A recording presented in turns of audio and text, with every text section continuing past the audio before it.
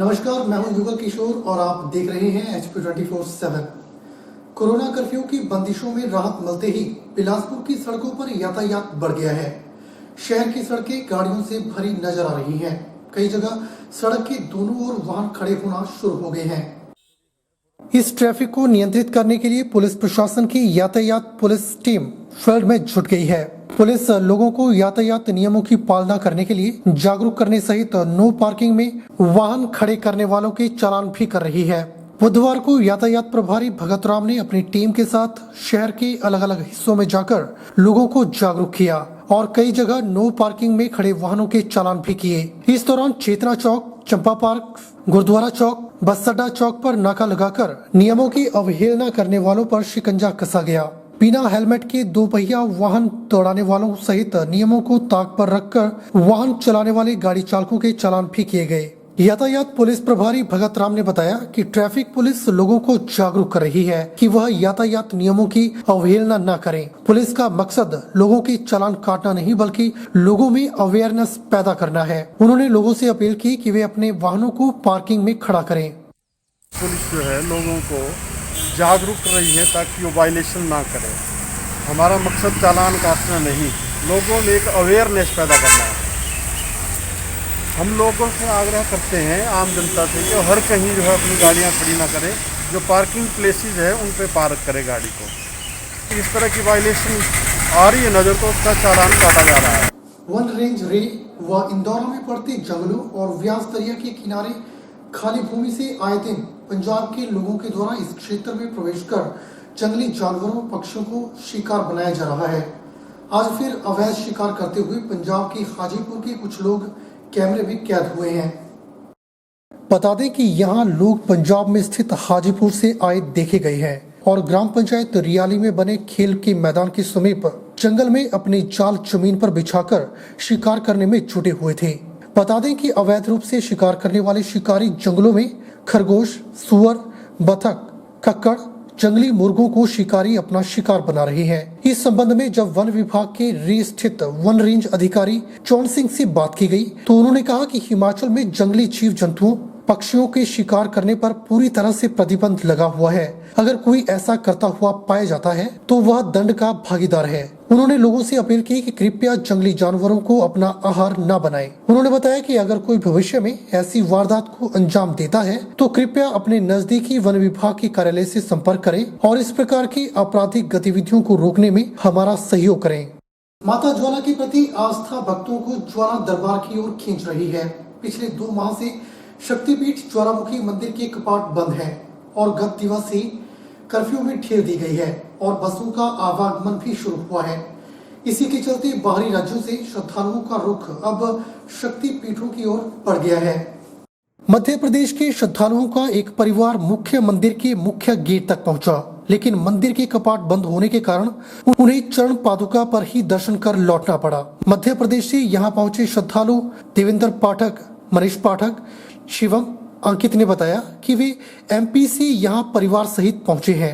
उन्होंने बताया कि 2 महीनों से माता रानी के दर्शन नहीं हुए, इसीलिए उन्होंने माता रानी के दर्शनों के लिए कार्यक्रम बनाया, लेकिन यहाँ पहुँचने पर मंदिर के कपाट बंद होने से निराशा हुई। उन्होंने बताया कि बाहरी राज्यों में कई मंदिरों को खोल दिया गया है, यहाँ तक कि जम्मू कश्मीर में भी मंदिर खुले हैं। इसी तर्ज पर प्रदेश सरकार को भी कोविड नियमों की पालना करते हुए शक्तिपीठ मंदिरों के कपाट खोल देने चाहिए, क्योंकि प्रदेश के लोग मंदिरों पर ही आश्रित हैं और बाहर से आने वाले श्रद्धालु भी आस्था के चलते यहाँ पहुँचते हैं। हम लोग MP से आए हुए हैं ये माता के दर्शन करने के लिए। जब यहाँ आके देखा तो मंदिर बंद था तो वो थोड़ा मायूसी सी हाथ आई, क्योंकि अभी हम जम्मू में भी गए थे, जम्मू में भी मंदिर खुला हुआ है माता का और MP में भी कई जगह पे खोल दिए गए हैं बड़े बड़े मंदिरों को। और चूंकि भारत में, हिंदुस्तान के अंदर अपनी 70% जनता मंदिरों की आस्था से जुड़ी है, जो मंदिरों में आती है, मंदिरों में माथा टेकती है, अपने सफलता का वो लेती है आशीर्वाद। इसलिए मेरा ये कहना है कि सारे मंदिरों को, हिमाचल सरकार को, जो हिमाचल के अंदर आते हैं, चूँकि हिमाचल का व्यवसाय भी वही है, तो खोल देना चाहिए, क्योंकि पब्लिक बहुत परेशान है, हम लोग देखते हुए आ रहे हैं रास्ते में, ये बहुत आवश्यक है। वहीं ज्वालामुखी के व्यापारी नवरत्न गुप्ता ने बताया कि पिछले 2 माह से मंदिर बंद है और सभी दुकानदारों को रोजी रोटी कमाने में मुश्किलें पेश आ रही हैं। सरकार मंदिर खोले ताकि व्यापारी वर्ग की आर्थिकी सुधर सके और परिवार को 2 वक्त की रोटी का जुगाड़ हो सके। जिस तरीके से पूरे भारतवर्ष में अब मंदिर जो है वो खुल चुके हैं, तो हिमाचल प्रदेश सरकार को भी लोगों की आस्था और दुकानदारों के बारे में, मंदिर से जुड़े हुए दुकानदारों के बारे में सोचते हुए हिमाचल के मंदिरों को प्राथमिकता के आधार पर खोलना चाहिए, चाहे कुछ ही समय के लिए, किसी कोविड प्रोटोकॉल के तहत ही मंदिरों को खोलना चाहिए, ताकि जो दुकानदार केवल मंदिरों पर ही आश्रित हैं उन लोगों का रोजगार भी चल सके। आज 60 दिन मंदिर को बंद हुए हो चुके हैं, तो इसके बारे में हिमाचल सरकार को जल्दी से जल्दी उचित निर्णय लेना चाहिए। मॉनसून ने दस्तक दे दी है और मौसम विभाग के अनुमान के तहत जिला भर में तेज बारिश के अंदेशे को देखते हुए जोगिंदरनगर राजस्व विभाग ने बारिश का अलर्ट घोषित करते हुए अधिकारियों और कर्मचारियों की छुट्टियां रद्द कर दी हैं। सभी विभागों के अधिकारियों को स्टेशन न छोड़ने के दिशा निर्देश जारी किए गए हैं। वहीं आपदा से निपटने के लिए अधिकारियों को 24 घंटे अपने अपने मोबाइल फोन ऑन रखने के निर्देश जारी किए गए हैं। उपमंडल के 76 पटवार सर्कलों के क्षेत्रीय पटवारी 1 दर्जन से अधिक कानूनगो को बारिश से होने वाले नुकसान की जानकारी स्थानीय प्रशासन के द्वारा बनाए गए व्हाट्सएप ग्रुप पर शेयर करनी होगी। जोगिंदरनगर के एसडीएम कार्यालय में आपदा प्रबंधन की बैठक में मौजूद जल शक्ति विभाग के सहायक अभियंता सूक्ष्म नाग को एसडीएम अमित मेहरा ने बताया कि बरसात के मौसम में जल जनित रोगों के बढ़ने का अंदेशा रहता है, लिहाजा उपमंडल के सभी पेयजल भंडारणों में क्लोरीन की मात्रा अधिक बढ़ाई जाए। इसके अलावा जल भंडारण टैंकों की भी सफाई व्यवस्था सुनिश्चित की जाए। वहीं एसडीएम अमित मेहरा ने बताया कि आपदा प्रबंधन की बैठक में सभी विभागों के अधिकारियों को स्टेशन न छोड़ने की हिदायत दी गई है। मोबाइल फोन भी 24 घंटे ऑन रखने का आह्वान किया गया है। राजस्व विभाग के तमाम अधिकारियों और कर्मचारियों की छुट्टियां भी रद्द कर दी गई हैं। इसके अलावा एसडीएम कार्यालय में कंट्रोल रूम स्थापित किया गया है, जिसमें आपात स्थिति में सभी जानकारी शेयर कर सकते हैं। मॉनसून प्रिपेयर्डनेस यानी कि मॉनसून के लिए हमारी तैयारी के विषय में आज की ये बैठक थी, जिसमें IPH, PWD, national highways, block सभी अधिकारी मौजूद थे और विस्तार में ये चर्चा की गई कि किस प्रकार से मॉनसून के समय में जब बहुत बारिशें होंगी तो रोडों का खुला रखना, हमारी स्कीम्स का सुचारू रूप से चलते रहना, पानी की स्कीम्स का, पानी की क्वालिटी को किस प्रकार से मेंटेन किया जाएगा, उन सभी विषयों पे आज विस्तार में चर्चा हुई और एक एक्शन प्लान तैयार किया गया। कोरोना काल में लोग खुद को स्वस्थ रखने के लिए कई तरह के नुस्खों का सहारा ले रहे हैं। कुछ अपनी दिनचर्या में बदलाव लाकर इम्यून सिस्टम को मजबूत कर रहे हैं, तो कुछ अपने खान पान में बदलाव कर रहे हैं। वहीं लोगों को इस समय योग की शिक्षा देकर नूरपुर के परगना स्थित महर्षि दयानंद ट्रेनिंग संस्थान अलग मिसाल पेश कर रहा है।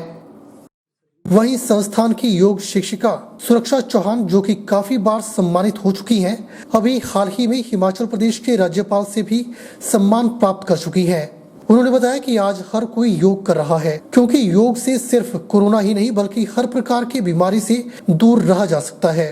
उन्होंने कहा कि इनके संस्थान में जो कोर्स उपलब्ध हैं, उन्हें कोई भी 12वीं पास और स्नातक कर सकता है। 16 से 65 वर्ष तक की आयु का कोई भी व्यक्ति इसे कर सकता है, चाहे आप किसी भी व्यवसाय से हो, गृहिणी हो या विद्यार्थी। यह कोर्स सभी के लिए है, क्योंकि जहां इस कोर्स से आप ईश्वरीय ज्ञान, वेदों में दिए गए योग विद्या की अलग अलग आयामों के बारे में जानेंगे, वहीं आप अपनी प्राचीन प्राकृतिक चिकित्सा पद्धति को भी अच्छे से जान व समझ पाएंगे, जिससे न केवल आप अपने और अपने परिवार के लिए उपयोगी बनेंगे, अपितु समाज और देश के लिए भी उपयोगी बनेंगे। फिर अगर आप चाहें तो अपना प्राकृतिक चिकित्सालय भी शुरू कर सकते हैं। आज समय की मांग भी है कि हर व्यक्ति को योग, आयुर्वेद, प्राकृतिक चिकित्सा पद्धति का ज्ञान होना अनिवार्य है, ताकि हम अपनी दिनचर्या, ऋतुचर्या, हमारा खान पान सबको नियंत्रित कर सके। जैसे आप सभी को पता है कि हम योग वगैरह का पहले से करवाते हैं। अभी हमने योग की जो है पूरी थियोरेटिकल शिक्षा, थियोरेटिकल ज्ञान के लिए हमने इंस्टीट्यूट जो है वो स्टार्ट किया है, जिसमें हम योग का प्रैक्टिकल तो करवाएंगे, साथ ही में साथ जो हमारा गौरवपूर्ण हमारे वेदों का ज्ञान है, योग का ज्ञान है, हमारे ऋषि मुनियों ने जो हमें इतना ज्ञान दिया है, प्राकृतिक चिकित्सा है, आयुर्वेद है, योग है, उसके बारे में उसका जो पूरा डिटेल में उसके जानने के लिए हमने ये कोर्स जो है वो स्टार्ट किए हैं, जो कि 6 महीने के हैं, 1 साल के कोर्सेज हैं। और रही बात आयु सीमा की, तो वो 16 ईयर्स से लेके ऊपर तक के कोई भी जो कर सकते हैं, उसमें कोई आयु सीमा नहीं है, क्योंकि ये जो ज्ञान है ये हमारी दिनचर्या का एक हिस्सा है। ये ज्ञान जो है ये नहीं कि हमें सिर्फ जॉब हमने लेना है उसी के लिए हम ये कर रहे हैं, तो ये ज्ञान तो हमारी दिनचर्या का हिस्सा है, हमारे जीवन के साथ जुड़ा हुआ। मुझे तो लगता है कि ये हर एक इंसान को, हर एक या पेरेंट्स को, अपने बच्चों को, हर एक परिवार में हर एक बच्चे को ये तो ज़रूरी ही है। ये सबसे पहले आती है हमारी हेल्थ, राइट, देन कि इसलिए ये हमने स्टार्ट किया है। बुलेटिन में फिलहाल वक्त हो चला एक छोटे से ब्रेक का। ब्रेक के बाद तुरंत हाजिर होते हैं।